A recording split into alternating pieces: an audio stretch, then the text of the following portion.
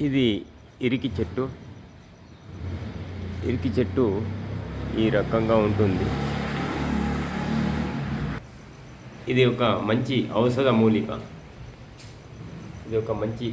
మూలిక. దీని పత్రాలు ఈ రకంగా ఉంటాయి. రంపము వలె కొనలు వదిలి ఉంటాయి. ఇది ఇరికి చెట్టు మనము మోదుగా ఆకులాగానే పోలి ఉంటుంది. చాలా మంది ఏమో గానుగ ఆకు కూడా ఇలాగే ఉంటుంది. ఈ చెట్టు పరీక్షించడానికి ఈ వీడియో తీయడం జరిగింది.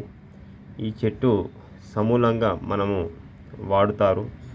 మూలికా వైద్యం చాలా అద్భుతంగా ఉంటుంది. శాస్త్రీయ నామము కార్డియా డైకోటమా, కుటుంబ నామము బోరాజీ నేసి, సంస్కృత నామము శ్లేష్మాతక బహువార, హిందీ నామము లసోరా సోడాలి, వ్యవహార నామము సబస్టైన్ ప్లామ్ మరియు ఇతర నామములు దీనికి బంక చెట్టు, బంక నక్కెర, పెద్ద నక్కెర, గొన్ని అని అంటారు. ఉపయోగపడు భాగములు కాండ, బెరడు, ఫలములు. ఇది సుమారు 12 మీటర్లు ఎత్తు వరకు పెరిగే వృక్షము.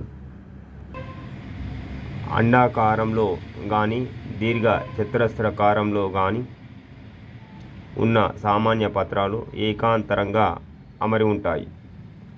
లేత ఆకుపచ్చ, తెలుపు రంగు గల చిన్న పుష్పాలు సమశిఖి పుష్ప విన్యాసంలో అమరి ఉంటాయి.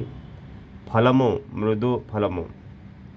పండిన ఫలాలు లేత గులాబీ రంగులో ఉంటాయి. విత్తనాలు జిగురు వంటి గుజ్జుతో కప్పబడి ఉంటాయి. ఈ వృక్షం భారతదేశం అంతటా పెరుగుతుంది.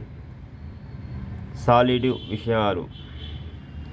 ఇరికి చెక్క నీటితో నూరి లేపనం చేసిన సమస్త సాలిడ్ విషములు హరించును.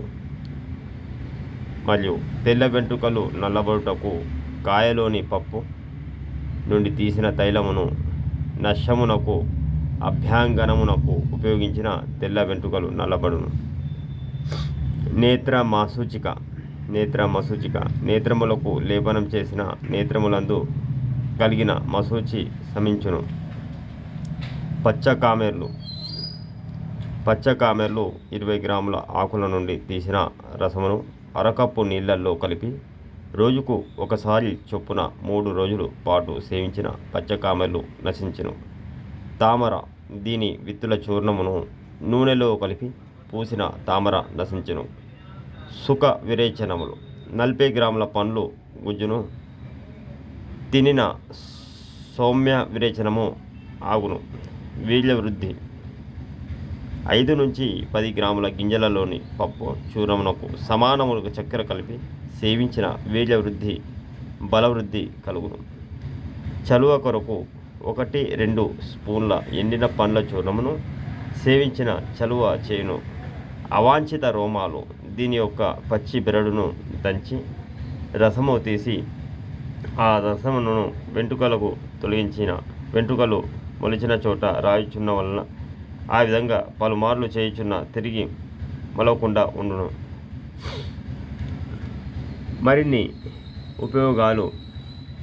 ఈ యొక్క కాయలను ఇరికి పండ్ల కాయలను పూర్వీకులు పచ్చళ్ళు కూడా చేసేవారు. మరియు పిల్లలు స్కూల్ వెళ్ళే అప్పుడు ఈ పండ్లు ఎక్కడైనా అగుపడితే ఈ పండ్లను తినేవారు.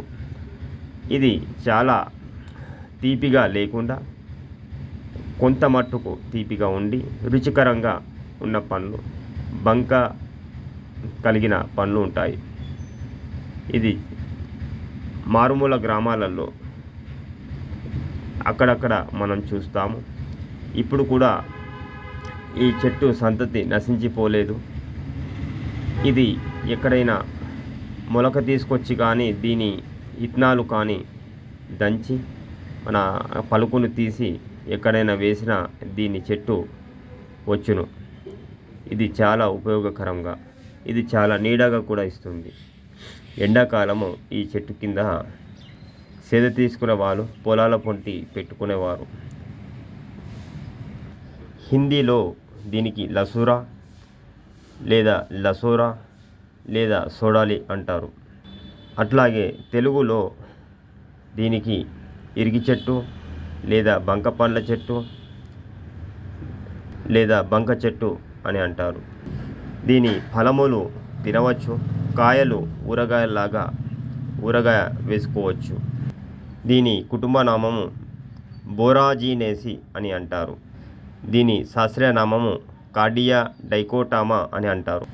దీనికి వ్యవహార నామము సబాస్టిన్ ప్లామ్ అని అంటారు. దీని తెలుగు నామము ఇరికి అని అంటారు.